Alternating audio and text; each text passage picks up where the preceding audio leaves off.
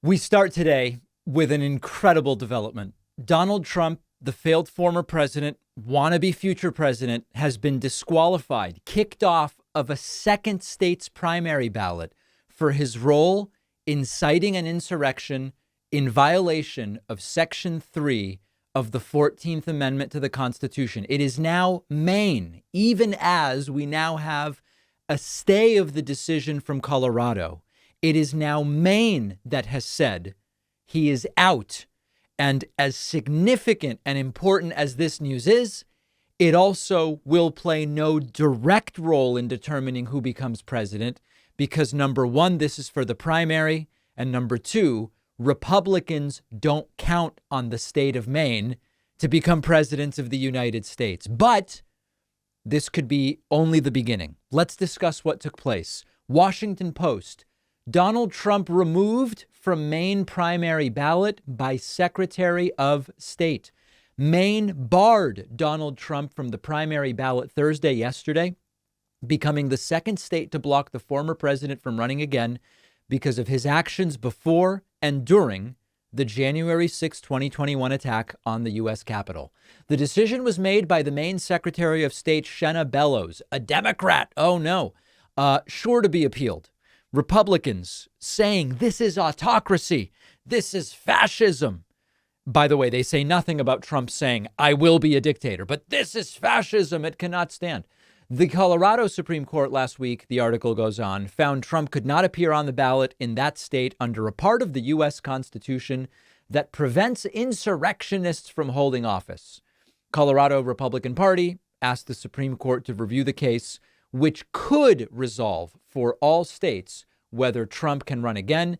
Importantly, both states have temporarily put their decisions on hold so Trump can pursue appeals. Last element from this is that there are a couple of other states in which we are following this. As you see here, Maine and Colorado have banned Trump from the ballot pending appeal.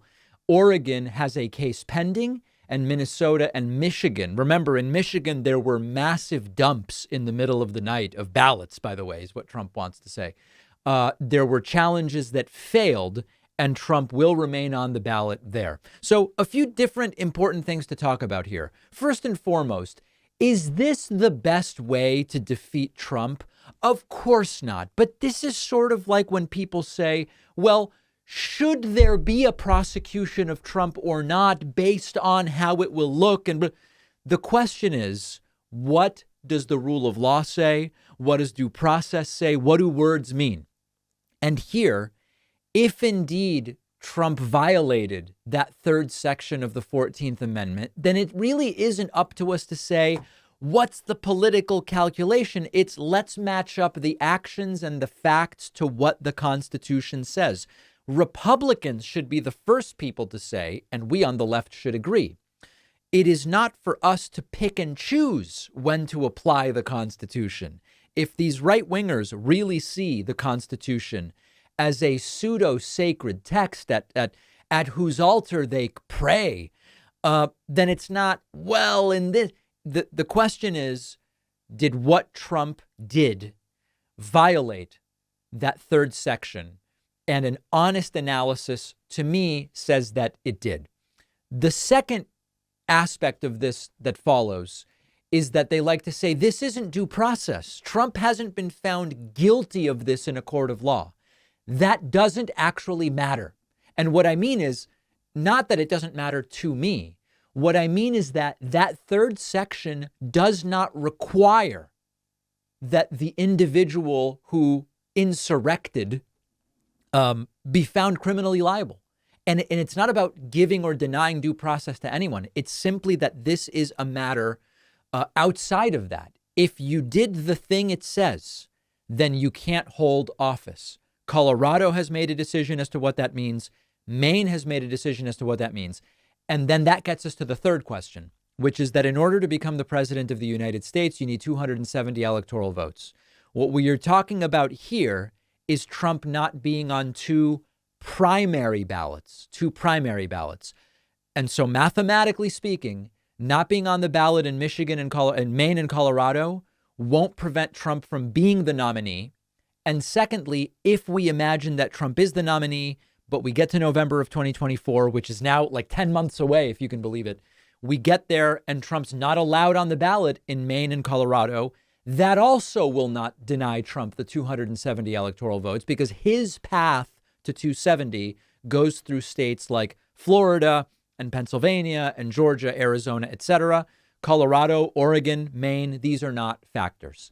The last thought I have on this, and it's where we can leave it for today, and then in the new year, we'll discuss where these decisions go. If Section 3 of the 14th Amendment wasn't meant to apply to Trump's actions on January 6th, then we have to ask, who was it meant for? Now, Republicans have their answer to that. They say it was meant in the Civil War context to prevent certain Confederates from ultimately holding office. Okay, they are the ones who tell us. We don't go back and think about context. With the Constitution, it's what does it say? And what Section 3 of the 14th says, it's active in 2023. And thus it's not, do we choose to apply it to Trump? We must apply it to Trump. And if it doesn't apply to Trump, it probably doesn't apply to anyone, which would be crazy. So that's where I believe it makes sense to leave it now. I would rather just defeat the guy. And if Republicans were sane, they wouldn't even make him their nominee. They're not sane. And this is where we find ourselves today. One of our sponsors today is Manscaped. They make excellent products. You've got the Lawnmower 5.0 Ultra. This is Manscaped's 5th generation body trimmer and groin trimmer. You've got 2 next-gen blade heads, your standard trimmer blade for taking off a little bit of hair, the foil blade for taking off a bunch of hair. All of Manscaped's devices are waterproof and perfect for the shower.